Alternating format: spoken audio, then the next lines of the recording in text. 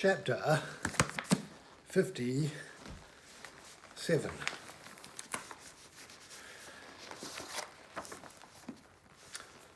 Early in 1766, new style, reversing the directions taken the year before, Mason sets off southward to see the country, whilst Dixon, mentioned in the field book only upon Mason's return as having left Philadelphia upon the 18th of March to meet with the commissioners at Chestertown, in fact, heads north for the lighted streets of New York.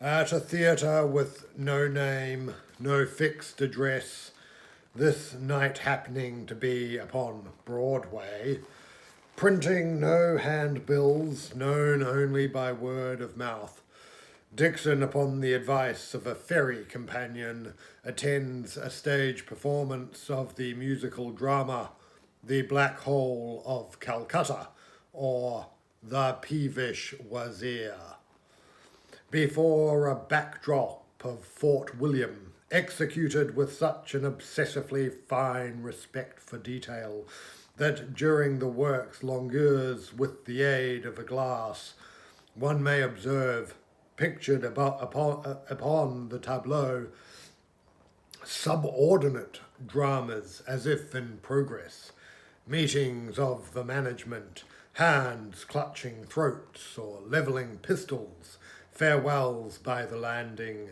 the steaming pale forever unreachable Hooghly, and the ships waiting to go away, leaving behind the unspeakable. A corps of 24 ladies appear, strolling about in quasi-Indian dress and singing to the, as some would say, inappropriately lively accompaniment of a small orchestra. In the Black Hole of Calcutta, one scarcely knows quite what to make of things they groan and mutter. Why, 'tis cheerier in the gutter, being dark and oh so stuffy. Little sugar for one's coffee, and the natives rather huffy, and the pillows far from fluffy. Ask of any Bengali, how's the Black Hole tonight? Don't expect him to be jolly, for there's something not quite right as the lamps begin to sputter. All will not be scones and butter when the door's at last been shut. The Black Hole of Calcutta, la la la la la la la. Okay. Sorry about that. The story, as near as Dixon can make out, is about a British officer whose rivalry with a comically villainous Frenchman for the affections of a nabob's daughter brings on the war in Bengal. There are some catchy tunes and an elephant, which promised in the first act, incredibly, at the very end of the show, is delivered. The audience sit stunned in the vacuous purity of not having been cheated. The elephant, within its elaborate trappings of red, blue, and gold, watches everything carefully. Someone's elephant, perhaps, but no one's fool. Girls emerge from the howdah in impossible numbers, wearing costumes as variously hued as the rainbow and as diaphanous. They place their stockinged toes precisely upon elephant pressure points, long known to Chinese healers, strung along his ear meridians. The elephant rolls his eyes appreciatively. 'Tis this part of the show that the girls as well enjoy the most. Or so they tell Dixon afterward when he wanders backstage to see what might be up, in all innocence following the sense of womanly exertion to the dressing room. Here he is. Took him long enough for a kid he got up so flash. Oh, you'll bore him, Fiona. Come over here, my darling. You can sleep later. Ooh, cow. Anyone in here for a turtle feast? My foolish lad has a coach waiting. Dixon is swept in a rush of polonaises, sacks, and petticoats into the vehicle, and with great cheering away they clatter out the Greenwich Road to Brannan's and an unsequenced 2 days of revelry, ever punctuated by someone rising to cry, I haven't felt this excited, turning to the others who roar back, since Eyrecourt won the Battle of Wandiwash, being a famous moment from the comedy. Party ending up back in the town at Montaigne's Tavern upon Broadway, then Murray Street, which proves to be headquarters of the local Sons of Liberty, as well as thick with intrigue, regardless of the hour. He is soon aware of Captain Volcano, who in the year since Mason saw him has been well in the crucible of the troubles attending the Stamp Act. Some of the old gang have fled. Others have decided to gamble everything unto their lives to see the British gone, though beyond this there is little agreement. Even if this act is repealed or in practice never enforced, any ministry of this king, even one that somehow includes Mr. Pitt, will be certain to tax us.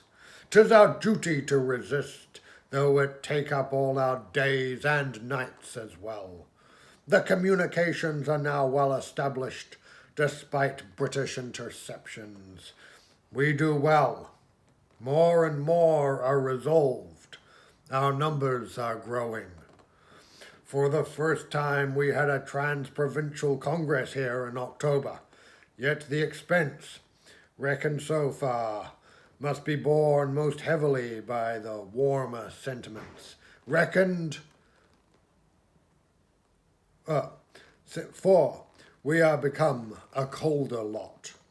Tell your coadjutor he was lucky we caught him in winter, and not this, or Blackie might have had his way. From what he'll be pleased to hope a safe distance then, Mr. Mason sends his compliments to your niece. She ran off with an Italian wagonsmith, the captain shaking his head, and they went to live in Massapequa upon Long Island. His mother is teaching her to cook. Mason will be perplexed. How do you think we feel?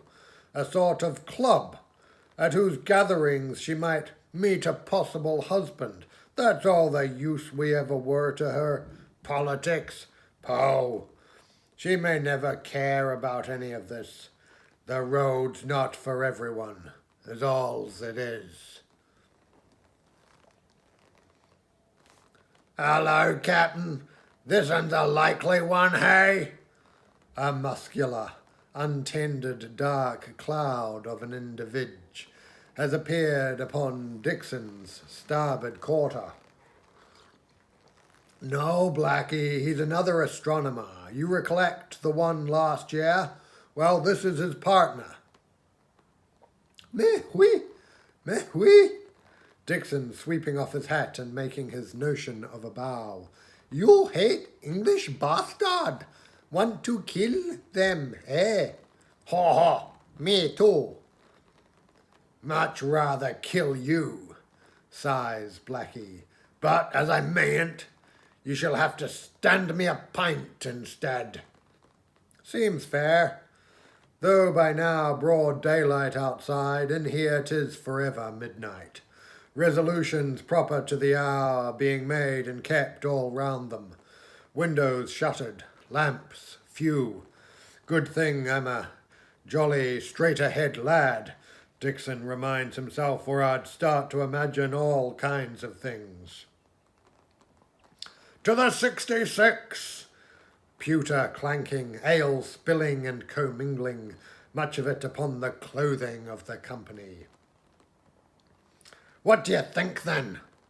Blackie asks abruptly of Dixon. Not Philadelphia, is it? Nor Boston, neither, Blackie assures him, with a clap upon the shoulder, though it little matters. Aye, every province is agreed in this business. All speak as one. What a terrible thing that British governments should misread us so, when we wish to believe in their wisdom, their better grasp of history as of secular likelihood. Yet they will keep finding ways to nourish our doubts. Will their stupidity prove beyond the reach even of Mr. Franklin, our American Prometheus? Why bother to educate 'em? The stupider the better. Yet too stupid, and the only choice left is battle. There's the ticket, cries Blackie. At the peak of the riots, Blackie was running about 1,000 sailors, remarks Captain Volcano. And they're still in town, Blackie with an eager nod, thanks to Captain Kennedy, who, in command of HMS Coventry, is regulating traffic in the harbour, allowing ships to enter but detaining as many as he may who attempt to leave with their clearance papers unstamped. Here comes one of my lads now, in fact. Who does it prove to be but Foretopman Bodine, once of the Seahorse, who, as he now relates, having jumped that ship in Madras, watching from shore as she sailed away to the capture of Manila, had then hired on to a China ship which was set upon in mid-ocean by pirates who took him to South America, whence he escaped, making his way north among typhoons and hurricanes, jungle and swamp, alligators and boas, Indians and Spaniards, till fetching up in Perth Amboy, in the company of a certain roaring Dot, belle of the harbour. Woman of my dreams, Finderbelly vilely chuckling.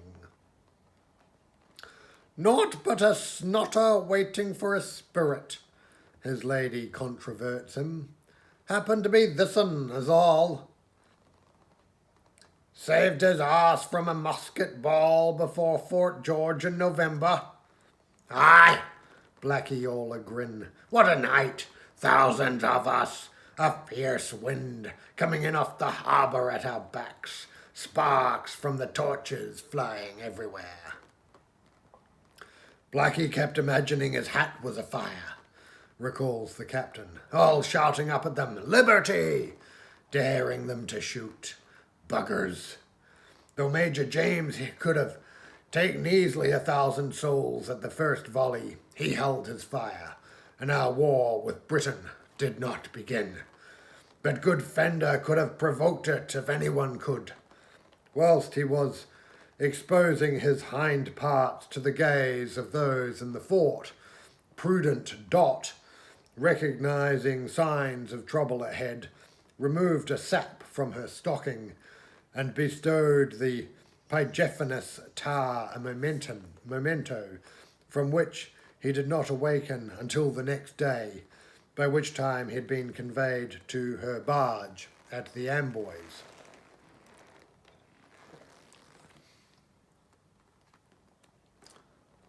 Well met, friend, says a quiet voice at Dixon's elbow.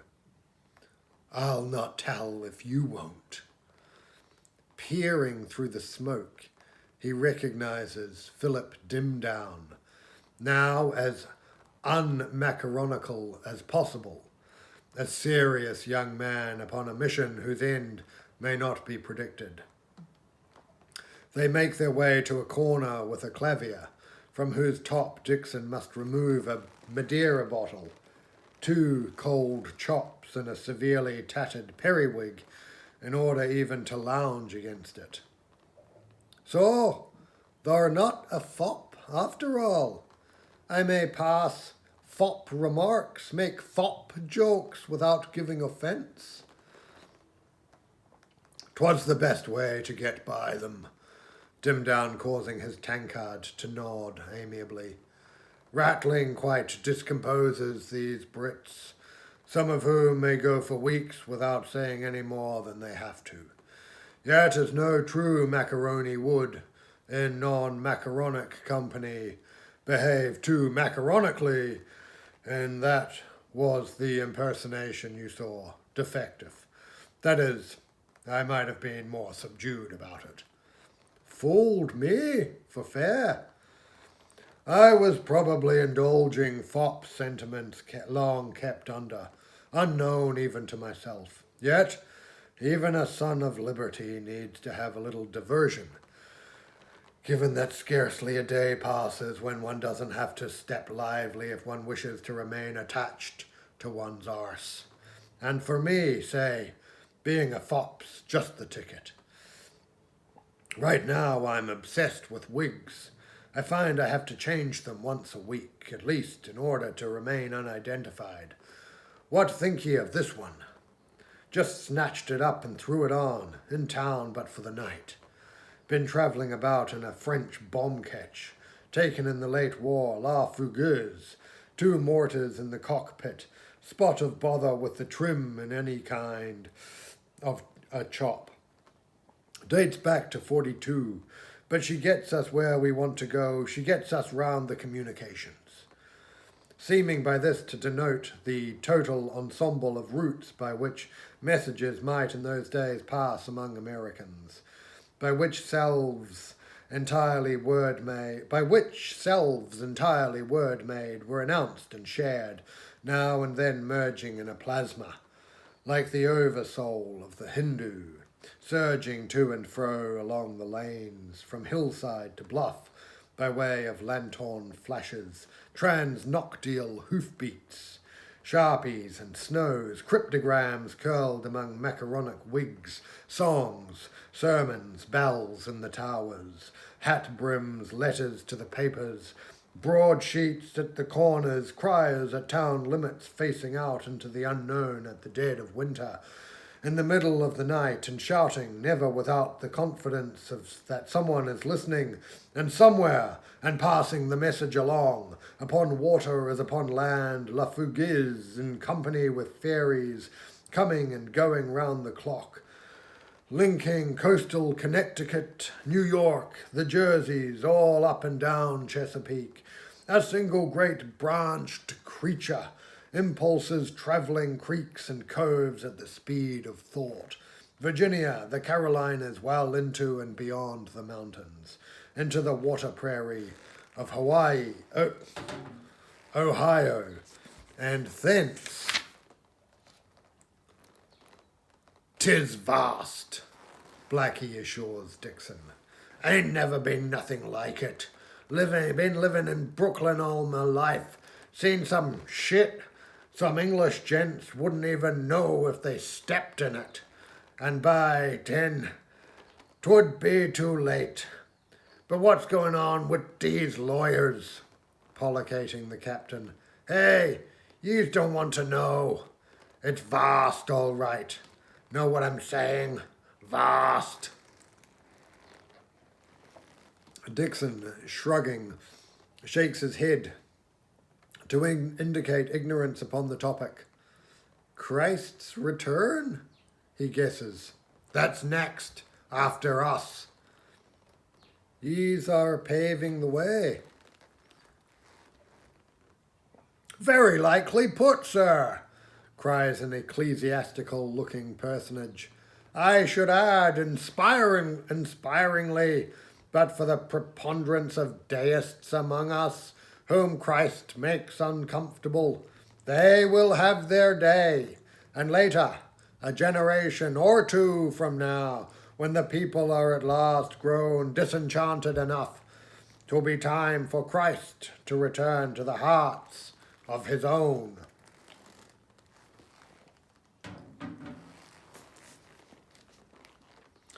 Why, Asaph, po to ye and your they. You're a damned Voltaire reader yourself. What kind of thorns and angels stuff is this? Mr. Dixon, being a Quaker, can hold little love for any king. Blackie, do calm down a bit, though his love for Christ may be another matter. And 'twas that I was deferring to. That's if you don't mind. Course not, Blackie replies, with the smugness of one who believes he has scored a point. Though reared a friend, Dixon feels he must clarify, I was exposed at a receptive age to a rush of deistic thoughts, very deistic indeed, all in a great tumble by way of Mr. Emerson of Hereford, so I've a sentimental foot in each, as they'd say. As a Quaker, you'd surely rather see us independent of Britain, inquires Mr. Dimdown.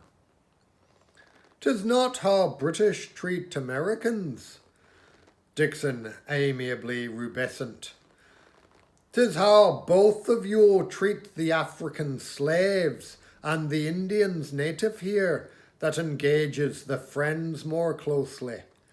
An old and melancholy history. My allegiance as a Quaker born would lie above all tribes, with Christ, with all, as a Geordie, for reasons unarguably tribal. I can have no sympathy with any British king, not even one who's paid my wages, bless him. Call me an ungrateful cur, go ahead. I've been called worse. Lo, thy jack's empty. Can't have that, allow me. All who are dry, no problem. Mr. McLean shall enter each into his ledger, and in the fullness of time will all be repaid. Aye then, here they come. How canny, with those great foam tops on 'em. What do they call that? That is a head, Blackie quizzical. They don't have that back where you're from. What kind of ale drinker are you then, sir? Shall we quarrel, after all? Innocent question, Blackie looking about for support. Very well, as thou did ask. I'm a faithful and traditional ale drinker, sir, who does thee a courtesy in even swallowing this pale, hopped up, watered down imitation of small beer. Far preferable, replies Blackie, even if slanderously and vilely untrue, to that black, sluggish, treacly substitute for naval tar, sir, no offence meant, that they swill down over in England, with a look that would have been meaningful could it get much beyond a common glower. Dixon sighs. Ale loyalty is important to him, as part of a pact with the youth he wished to remain connected to. He lifts and drinks as calmly as possible the entire pint of American ale without pausing for any breath.